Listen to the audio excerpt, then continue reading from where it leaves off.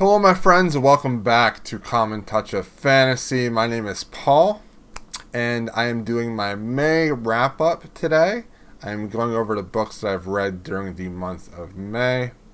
A little bit of a different format here. I'm going to be going from the books I least liked to the books that I liked the most. So let's get right to it with the first book. I read The Lightning Thief by Rick Riordan. I read the illustrated edition, which was much better. The illustrated edition was probably much better than the regular edition, so I would recommend that. The Greek gods now have children with mortals again, and there's this camp that has these half-bloods that go and learn how to fight and protect the world. Zeus, Hades, and Poseidon, they're not really supposed to have any kids, but they now have one. And this is a story about a young man who learns who he really is and enters the world of myths and legend.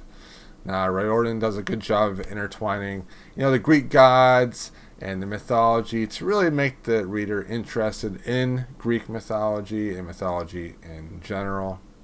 It's a fun children's book, but there's not really much more than that here. It doesn't offer up a whole lot of extra things or any deep emotional connections.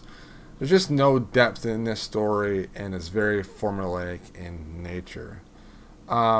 Skip this book if you're an older reader that hasn't read this series yet. Books like this are the Nicholas Flamel series by Michael Scott and the Artemis Fowl books by Ian Colfer. And then I read the sequel, which is The Sea of Monsters, and this is just a little bit more of the same. However, this one I actually disliked more than the first one. I'm not saying that these are bad stories. I'm just saying that these are written for, 10-year-olds, 8-year-olds, 9-year-olds, 12-year-olds, around that age. And, I'm 37, and I haven't read this series, and I just wanted to read it, during my breaks at lunch. And for an easy way to escape what's going on around me, these books are exactly what they're for, just a way to forget about my work and just focus on just like a really simple book while I eat lunch. And that's what I'm using them for. So this one just kind of expands on the universe a little bit, and they basically go and rescue one of their friends. The only book I read this month on audiobook was Blameless by Gail Carriger. Now, I haven't been into audiobooks lately for some reason. I've been listening to mostly podcasts. Now, Blameless is the third book in the Parasol Protectorate series by Carriger. This is a Victorian England meets the underworld movies, but with fantasy manners and Pride and Prejudice-like characters. Now, in this one, Alexia is basically traveling to Rome, going through France, going to Italy, going to Rome. They're trying to figure out a mystery that is involved with her and her husband. I don't want to go into too many details because I don't want to spoil the other books too much. The good about this story is that we're really exploring the world more. The world building is more fleshed out, and the world building is just more encompassing as we travel from England to Rome. This is a much stronger book than the previous book.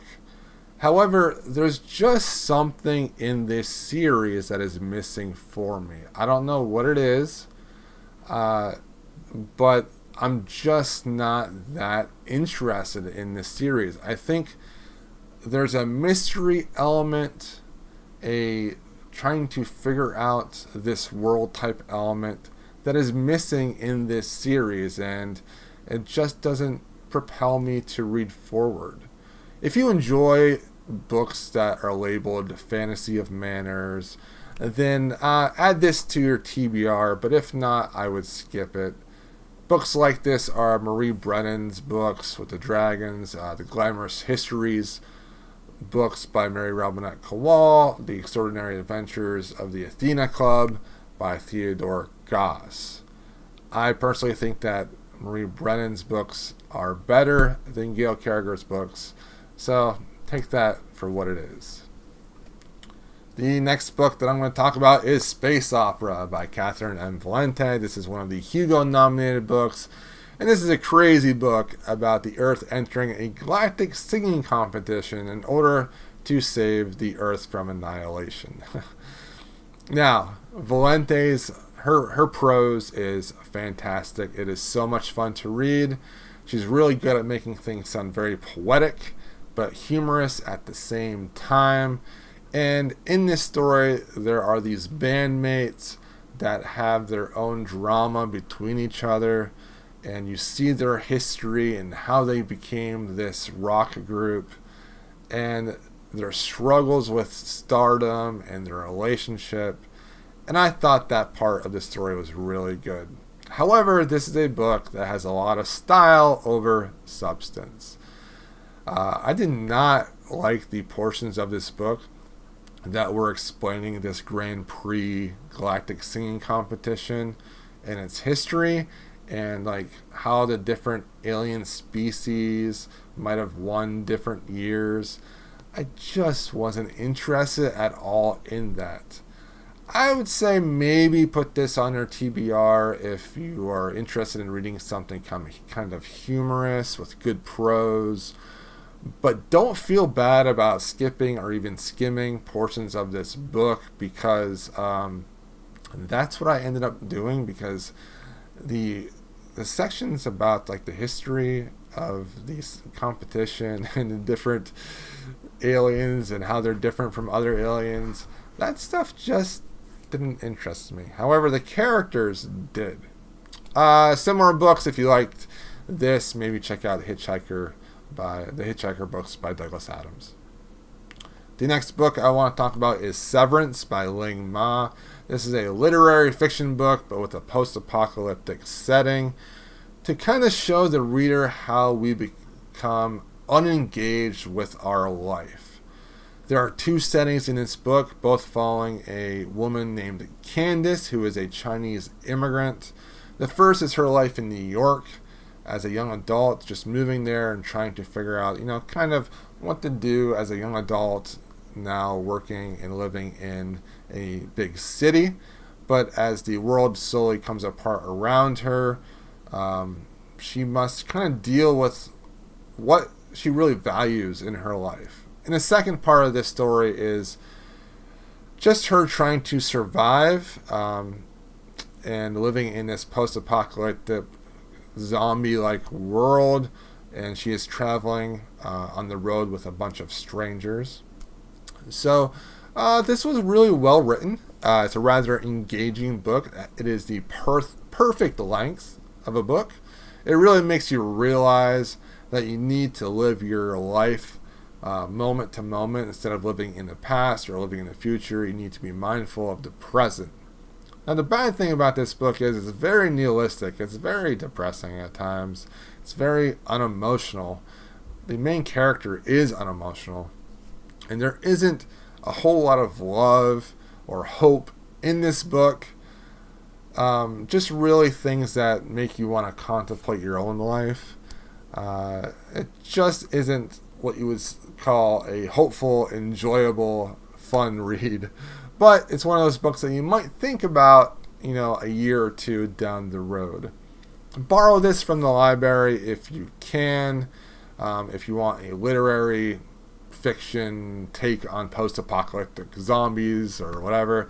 But I really think that you should just read Station 11 by Emily St. John Mandel if you want to read something that's better. The next book is a novella.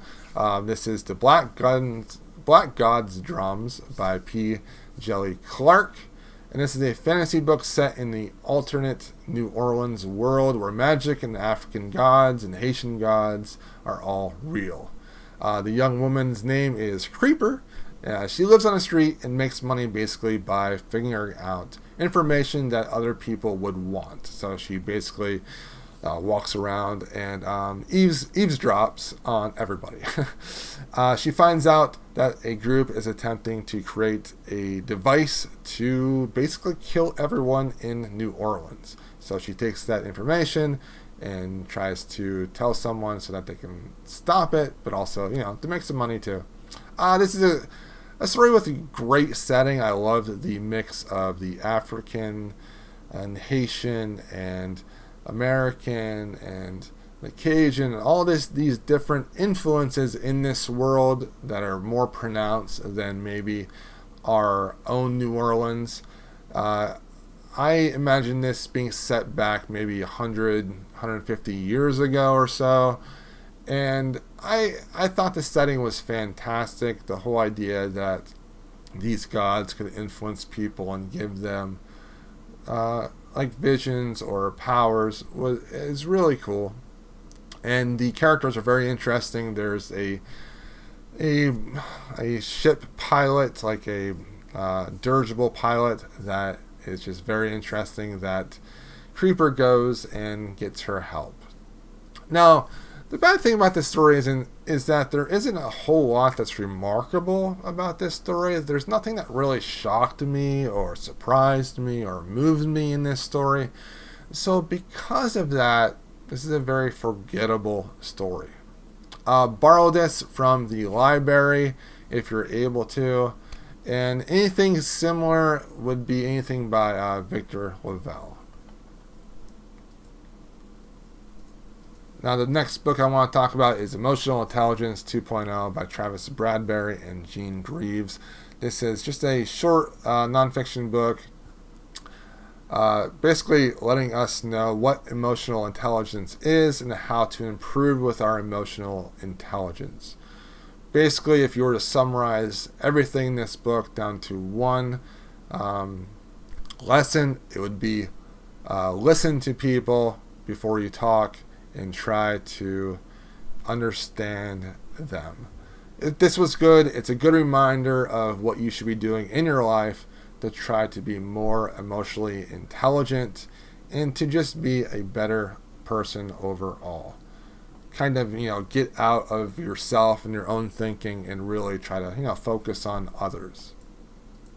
The next book I'm going to talk about is The Mansion by Ezekiel Boone. Now, this is a thriller horror book about a malevolent AI in a haunted house. Now, Sean Eagle is one of the most powerful men in the world. He is basically the Steve Jobs of this world. And he has to turn to his old best friend, Billy, somebody that he kind of cheated out of a ton of money with. So they need to fix an artificial intelligence in this big mansion that has gone a bit wonky. Now, this is a very readable book. You can just sit down and an hour has passed, and you really need those type of books at times. And the mystery thriller elements made me want to keep reading. Boone held back just enough information about the characters and their past to want me to know what happened to them that broke up their relationship and their different things that happened in their life. Now, the writing isn't that great, and sometimes it feels like you're reading some cheap romance books about some billionaire, but whatever. And the payoff at the end isn't that great. Now, I think if you're looking for a haunted house or a horror book, I think you could probably find something better than The Mansion, but this was a fun read. Similar books I would say are The Shining by Stephen King, Medusa's Web by Tim Powers, and The Haunting of House Hill by Shirley Jackson. Alright, let's talk about The Keymaster and the Detective by Aliette de Bodard. I enjoyed this. This is a science fiction novella where mind ships are these vessels that carry humans throughout the galaxy, and they each have their mind of their own. They can even project themselves to humans to look like a certain character in person, like a projection of that person, like a like a little animal or a blimp or something that can even project the size of their ship, things like that. Now, the Shadow's child is a mind ship that has a very traumatic past, and this scholar named Long Chu enlists the help of the mind ship to help solve a mystery of a person's death.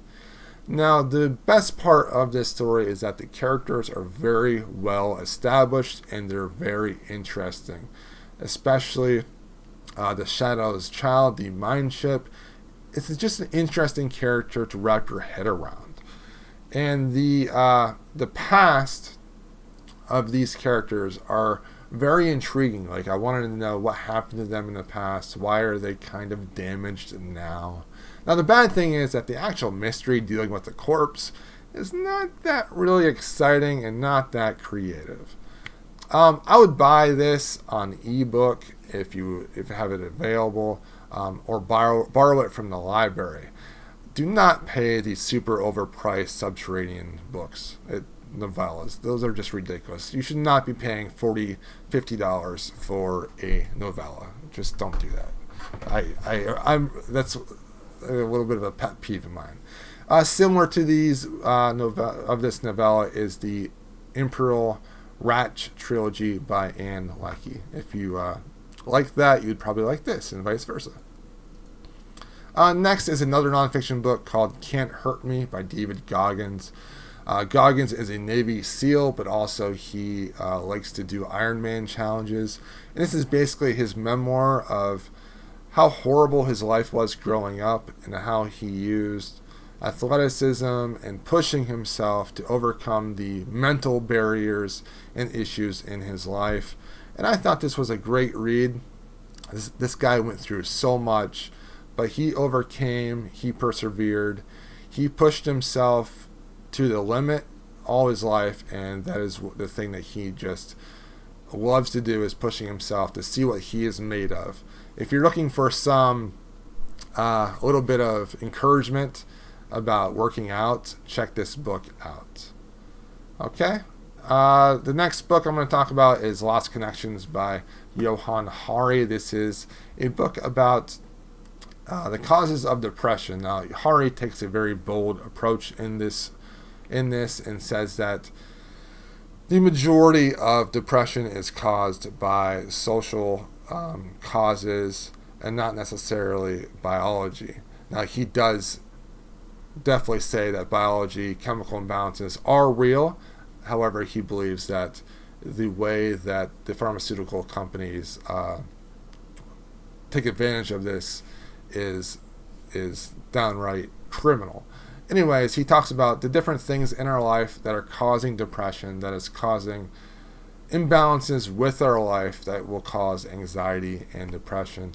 And really, basically, he is saying you need to connect to people and live a meaningful life doing things that you're proud of doing. This was a good book, and if you're interested in the study of depression, I would definitely recommend it. The next book I'm going to talk about is Trail of Lightning by Rebecca Rowanhorse. Now, this is one that has gotten a lot of hype in the last year, and I liked it. Most of the world is flooded after climate change, and the old Navajo gods are returned to interfere with the humans. Now, our hero, I guess, is Maggie. Maggie is a monster hunter that has the ability of the Navajo clan that she is descended from.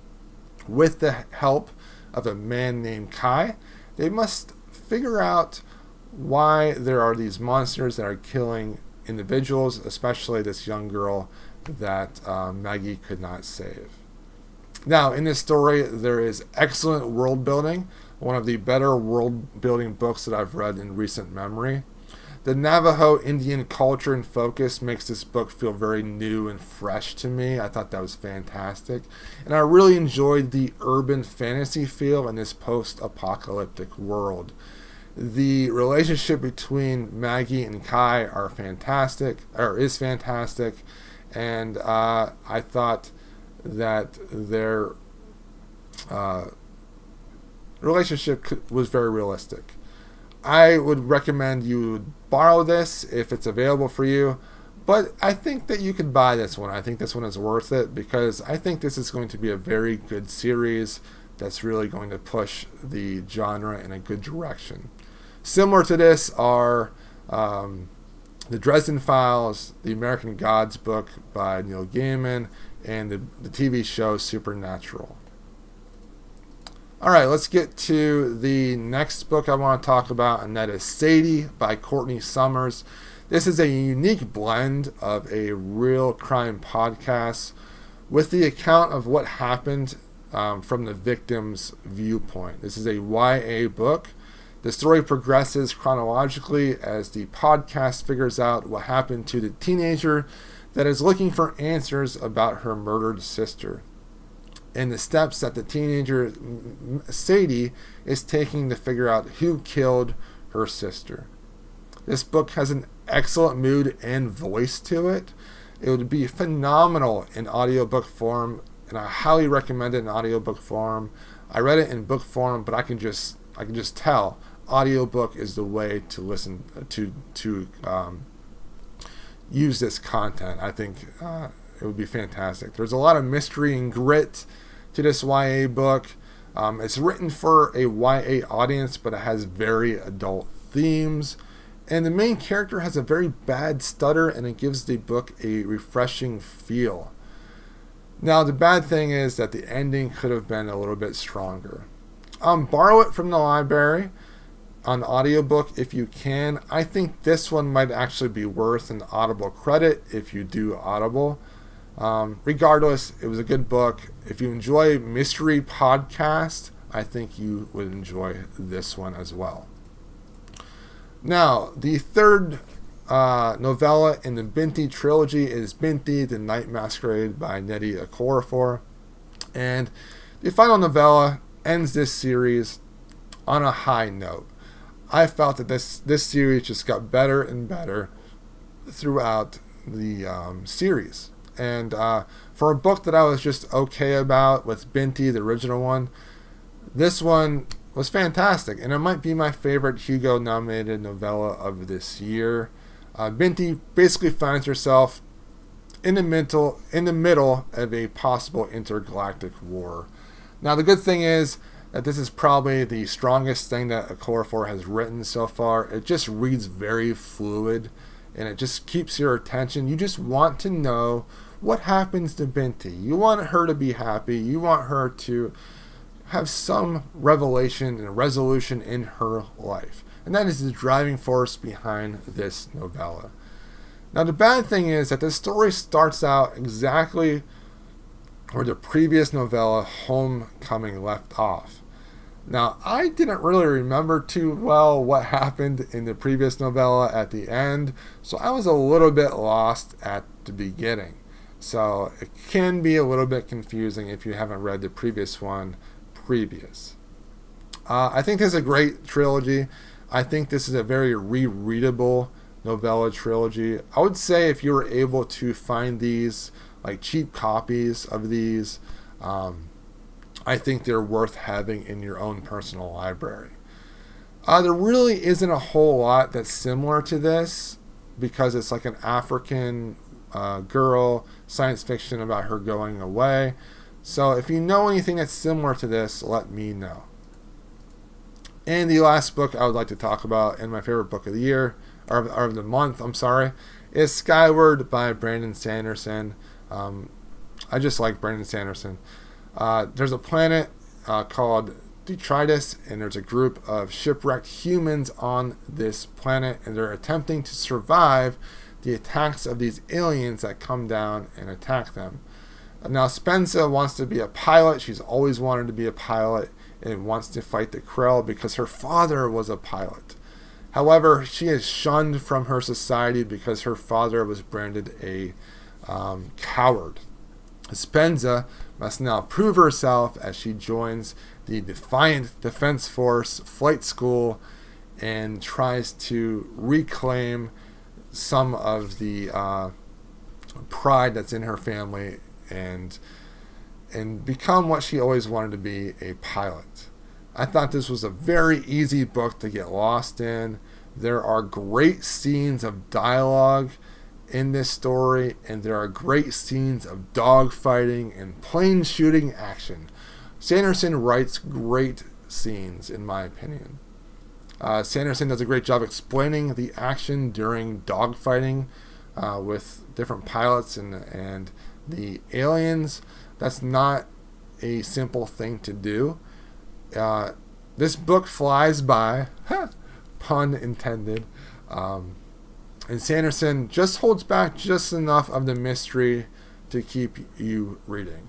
The bad thing is that there isn't a whole lot new here. If you value authors pushing the genre forward or bringing something new to the table, this probably isn't the book for you. This is purely an entertainment, fast, action-packed read, but I really enjoyed it. And if you like Sanderson, or if you like these popcorn-type stories, check out this YA book. I would probably even buy this for around $10 if I saw it. But, get it from your library if you're able to. Similar book is Ender's Game by Orson Scott Card. Please support your local library. Give any of these books a try that I mentioned. And if you want to know my actual star ratings on these stories, join me on Goodreads and follow me there. If you would like to see more reviews like this and see more of the books I reviewed, please visit commontouchoffantasy.com. Thanks for watching, everyone. I'll see you at the end of June.